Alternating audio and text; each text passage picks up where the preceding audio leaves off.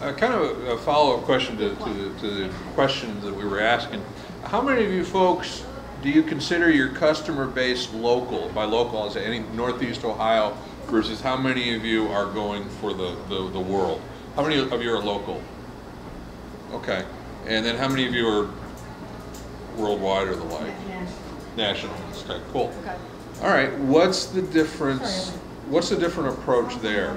Well, the first thing I think of with local would be the Google Local or Google Places. I would hope that the folks that are local have really filled out that whole profile. And if you're not sure what I'm talking about, just Google it. Google Places or Google Local. They go by both words. One's over the other. But it's basically a profile, a page on the internet that's for your business as long as you have a telephone number with an address. So if you use your cell phone for your business, chances are you might have a little more trouble trying to get it to work for you. But it's a tremendous tool because it's one of the first things that comes up in Google on those Google Maps, you know, with the little circle tag, A, B, C, D. You see that a lot of times. So if somebody's looking, we'll use your example again, accountant Akron, and you filled out your Google Places with your picture, maybe a little intro video, the hours of operation, you know, you're willing to take checks or, you know, wire transfers of money, you know, and describe and put in links to your website. You get 10 pictures to upload there. If you have that all filled out, you're likely to come up in the Google Places. And so it's a way for you with very little effort to really get high up in the search engines locally. Chris, I've been telling you to do that forever, and I haven't because I work out of my home. So I know the option of whether to just take out a post office box somewhere and right. It's not an option for me. I have to have my physical address available to all of my vendors because I get right. FedEx and that's kind of thing, UPS and all that. They have to have my physical address. Yep. So I haven't done it because I'm not sure, just because I work out of my home. Right. And I'm not sure I feel like having. Well, that can be a stumbling block too. Well, if anybody else has addressed that. Well, here's an alternative that you can just make sure that everything that you write on the internet, you include some of the local terms. So if you're talking about Hudson, Northeast Ohio, Summit County, make sure that the content that you are writing and uploading on the internet also has some of those keywords, primarily if you're looking to just focus in on a given geographic area. Use those terms. Also use those terms in your title tags on your website.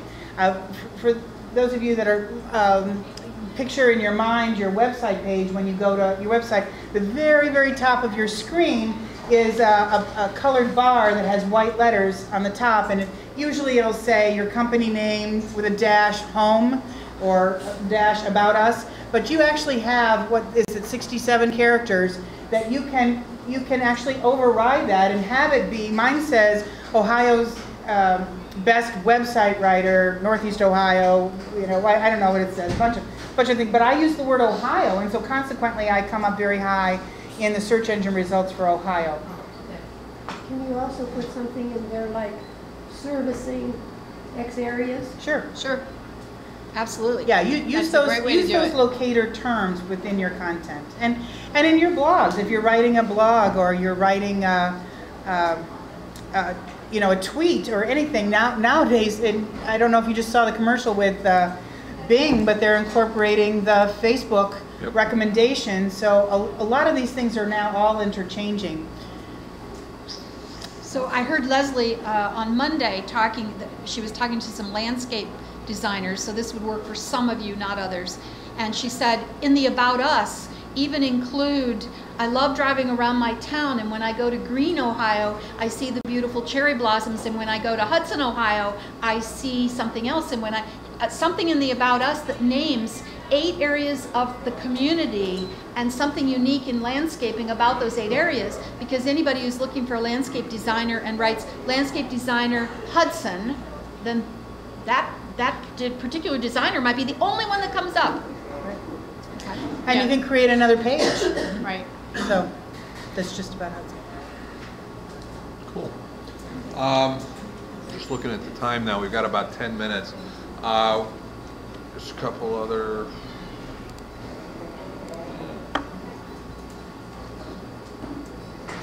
And then how important is it as far as following the social media? It's one thing to say, I got to keep on contributing and pushing information out there, making it available. What should we be doing as far as from a strategic standpoint, as far as looking out there and listening? Go ahead, you do the listening. Okay, there are a number of different ratios out there, but the one that I like the most, because 80-20 seems to go with everything, that 80% of the time you should be listening or responding, only 20% of the time actually pushing or talking about your own, spotlighting your own business or products or services or newsletters. So that's huge. It's a huge percentage of the time. And where you can go, if you are looking for what's being said in articles, in press releases, in websites, and in blogs, if you go and subscribe to Google Alerts, then you will have an opportunity. Not only do you want to set up an alert, is whenever someone mentions a keyword phrase in the internet, they will send you an email. So you can set it up to have it go into your email box and receive an email whenever somebody talks about your company or your personal name or one of your key products. But here's how you want to expand on that. You want to look and see some of the keyword phrases for your particular industry, because you want to find out whenever anybody else is talking about just in general your industry, so accounting or tax preparation or whatever those keywords might be. More importantly, almost, although Google Alerts is really important, is Twitter. Twitter is fast growing for business, almost overtaking LinkedIn in terms of the #1 place you want to be active and listening. If you go to search.twitter.com, you can set up similar feeds for keyword phrases. The beauty about search.twitter.com is there's a form where you can actually, if you're geographically located, you can actually put in your zip code and find out who's tweeting about a given topic within your geographical area. So here's a perfect example. I was giving a presentation at PodCamp. We all gave presentations at PodCamp this year, and I was talking about the fact that you can really look and see what's being said right this minute on Twitter in a given area. And so I typed in customer service with a question mark. I wanted to see who had questions about customer service, and one of them was very, very upset about AT&T. Now, if I'm a Verizon salesperson and I'm listening to what's being said, I'm going to immediately tweet that person and say, so sorry about the problem you're having with AT&T. I can set you up with Verizon by the end of the day. You know, think about how you can really connect. I love the story about Kristen Chenoweth, who's a Broadway star, famous actress, and she tweets all the time, and she was in Bloomingdale's in the shoe department and said, I'm in Bloomie's in the shoe department in Manhattan, don't have, I think it was Christine, wait on you, she stinks, okay? Immediately you can hear and respond, and so she was in Bloomie's. Wouldn't you think the shoe department in Macy's should have been contacting her right away? Last night, who watches The Voice? Everybody watch The Voice. They now have the social media room where you can see a lot of the news channels are now having a bar across the bottom that if you're tweeting and using the hashtag for that particular channel, your message will actually appear on the news, on television. People will respond to your comment. But from a business perspective, it's a key way for you to listen right this minute, and you can use your phone to do it, right this minute about what's being said about your industry and be responsive. Yes? I know somebody who complained about Applebee's on Twitter, and Applebee's responded to them. Yes, absolutely. There are so many businesses that if you go out and you look and for those that are being actively involved in social media, particularly in Twitter, they're dedicating time. And they're saying that you need to be able to respond within 24 hours on Twitter, or they're going to figure you just don't care. But people are talking about their experiences as they're happening using their phone. So you need to be listening to what's being said. You have a question? I do. Yes? Maybe too basic. No.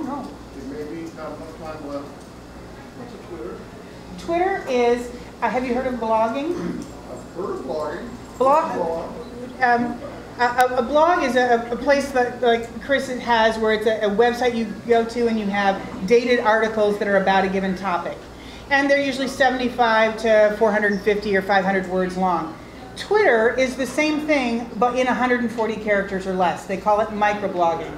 So in 140 characters, basically a sentence, you share a thought, an opinion.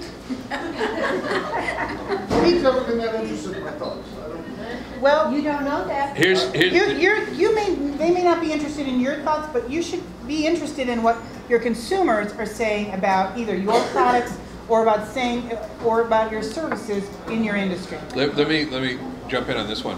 This is a classic example of it's not up to you, right, and it's not up to me. I do not get Twitter. I do not understand Twitter. I do not consume Twitter, but by God, we use Twitter because other people do, and there's no question about it, so we're there.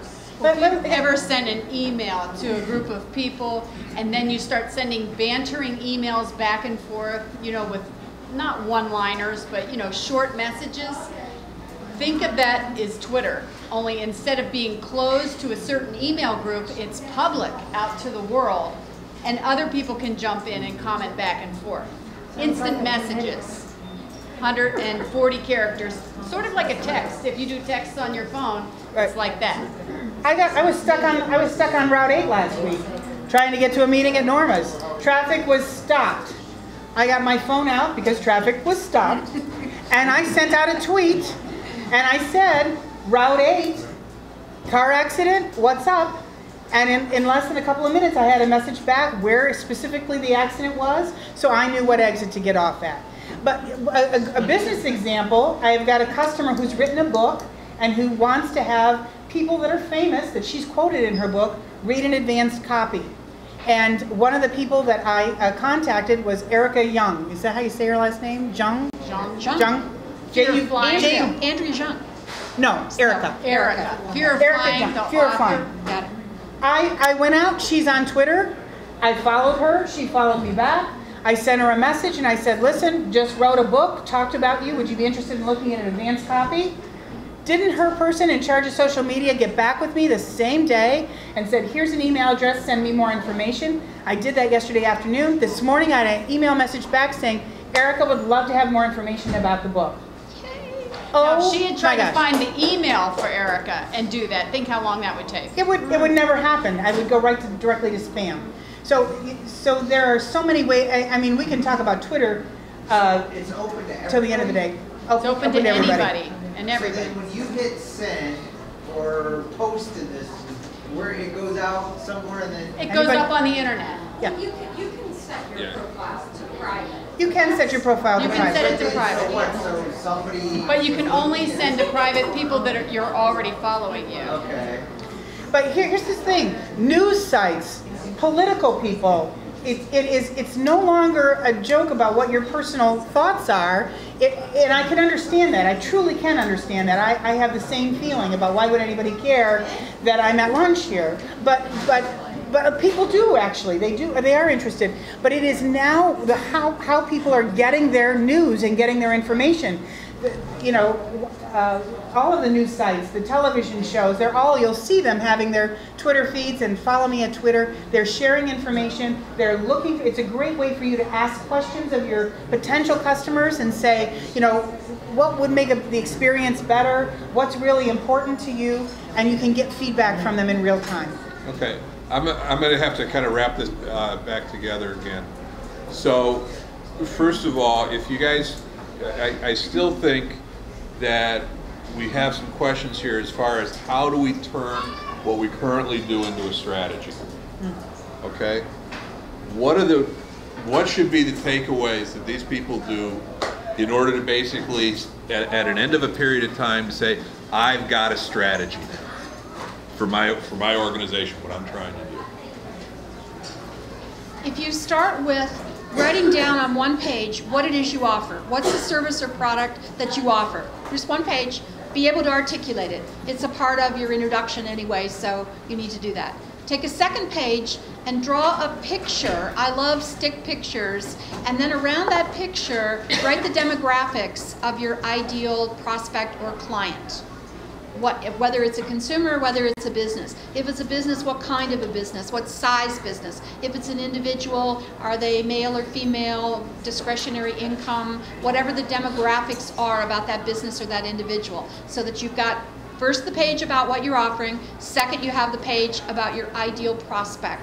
And then third, think about how do you connect with that ideal prospect? Do you have to go where they are? Or do you have to call on them? Is there a way that you can find their name and address? You know, if you want to send something to every person in the phone book who's a plumber and you want to market to plumbers, you can find them. They have names and addresses. If you want to find people who want to buy carpet, you can't send them something directly because they're just thinking about it. It's just in their mind, which means you have to be where they are. You have to advertise in a way that if they're looking for carpet Akron, then they have to be able to find you. So on that third page, you're writing down, how do you connect with your ideal prospect? And are there centers of influence or people that will connect you? So there's three ways. You can find them directly, or you have to be out there so they can find you, or thirdly, there's a center of influence who will recommend you. So that's your third page. At that point, you're ready for your plan, which I'll let somebody else do. Well, I think when you make your plan, one piece that you really have to do is figure out what's the call to action after each piece of media and where does the person go next? What do you want them to do next? Because if you just throw out information but you don't have them have a clear next step, you've just thrown out information. Remember Bob had that chart where he had all the circles and arrows and diagrams, and I think that was partly a joke but partly serious, that he writes a blog post, sends out a newsletter, shoots it back to the blog, tweets about the blog, does a status update about the blog in LinkedIn, and also posts on Facebook about the blog. So everything's going to the blog, and maybe the website is where they go from the blog. I didn't see the whole chart fast enough. But you want to make sure that you're clear in your mind where you want them to go next and what you want them to do. Because too often I hear someone say, oh, I've done all these blog posts, all these tweets, and nobody's ever contacted me. Well, you got to throw the breadcrumbs out. You got to lead the trail, the path, so they know where to go next. I love that. Call to action. That's brilliant. I don't do that. Yes, you do. Yes, you do. All right, so anyway. Then the final thing is you need to determine if social media is one of the tools you're going to use, determine what is your goal for social media. So is it to connect with customers? Is it to build your brand? Is it for search engine optimization? Is it to drive traffic back to your website? And figure out the tools that are best suited to those goals and learn as much as you can. Pick one of them and learn as much as you can and do as much as you can with that particular site. There's an article in Entrepreneur Magazine this month that was written by Chris Brogan.